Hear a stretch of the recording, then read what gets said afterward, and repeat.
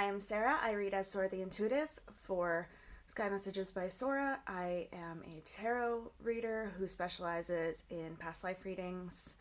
I also teach and mentor the tarot.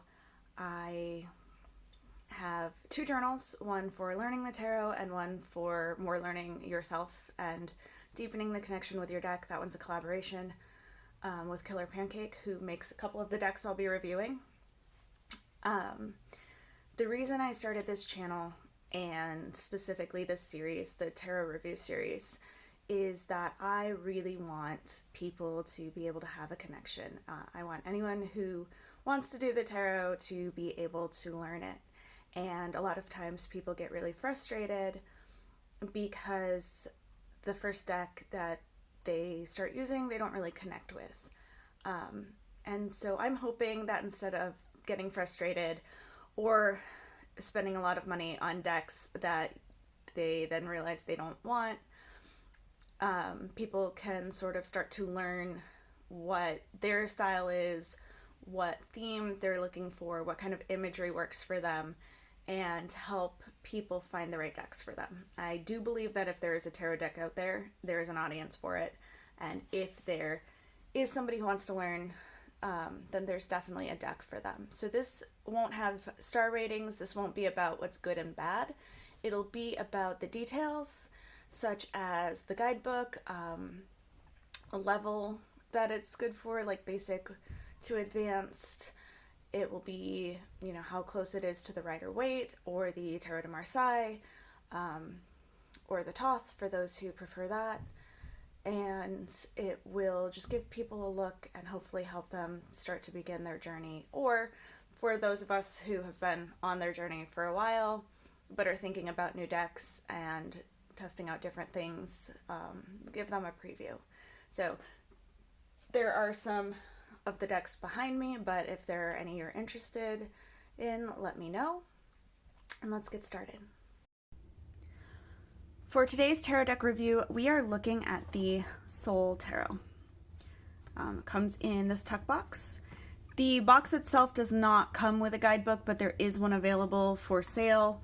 I do not have it, but I did look it up. It is really gorgeous, and each card does have a full page at least.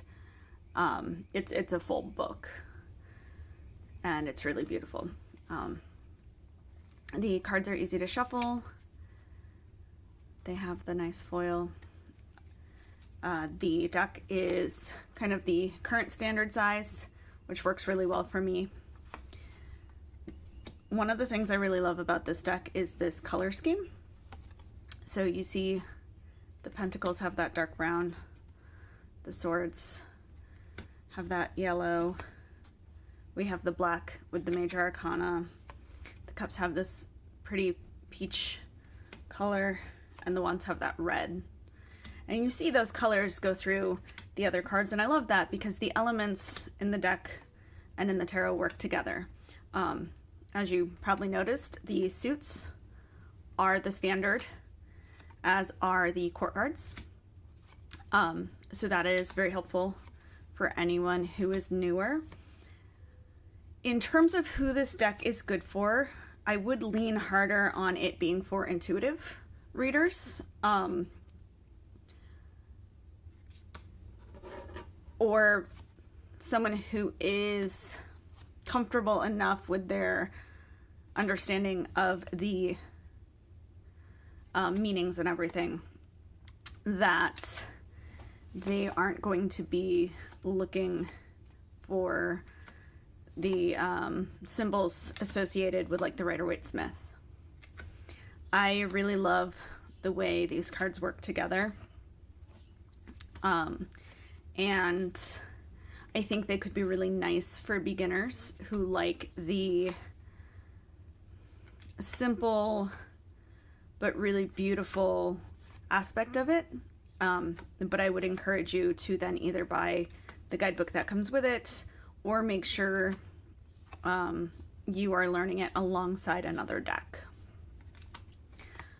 So I don't want to discourage beginners. I just also don't want beginners to be discouraged if this is their first deck and they get it without the guidebook. I think it absolutely can be used by beginners, especially because the titles are very clearly there on the card. But it's a really beautiful deck. I love the sun feel, and it is the soul deck, soul meaning sun, but I really love that warmth that comes with it, and the shapes make it really fun for doing self-reads, because I know I get caught up in trying to decide how I would read something for someone else, and this kind of puts you into almost a meditative state while you're reading, and I really love that. I think it's great for advanced readers or professional readers. If you are reading as a professional, you may want to gauge your sitter's preference, but they are really gorgeous, and I think that people kind of get the feel for them.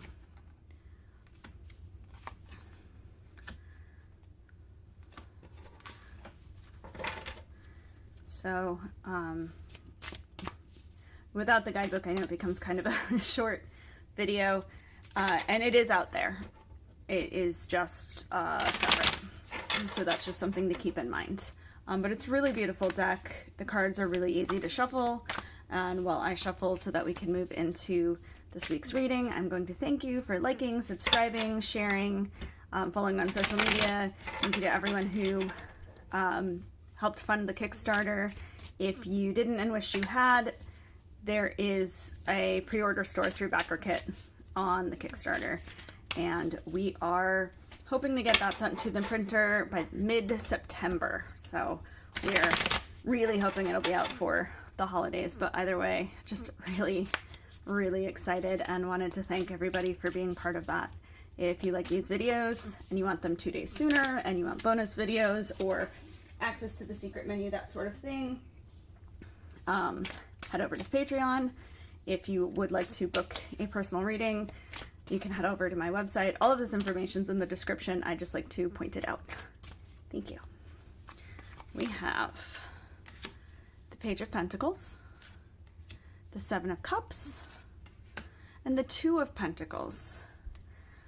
These are interesting together because the page speaks to new opportunities for things like resources, messages about new jobs, generally smaller, putting you at the beginning of things, kind of energy. So this tends to be more about interviews and chances or new things, but it is really exciting. It also tends to speak to being able to kind of look around and find them.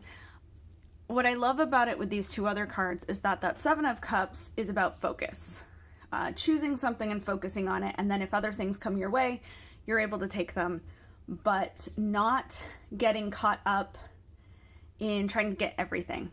And it's interesting here because the Two of Pentacles is the card of having too much responsibility, too much on your plate, and it kind of feels like that Seven is there trying to warn you not to get to the Two.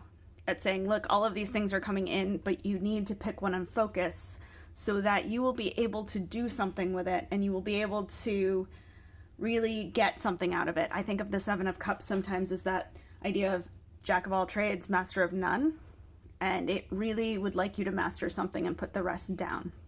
Now, when it comes to the Two of Pentacles, if you really can't put something down, if you really have to try everything and just hold on to everything for now, then please do it with the understanding that eventually something needs to get put down.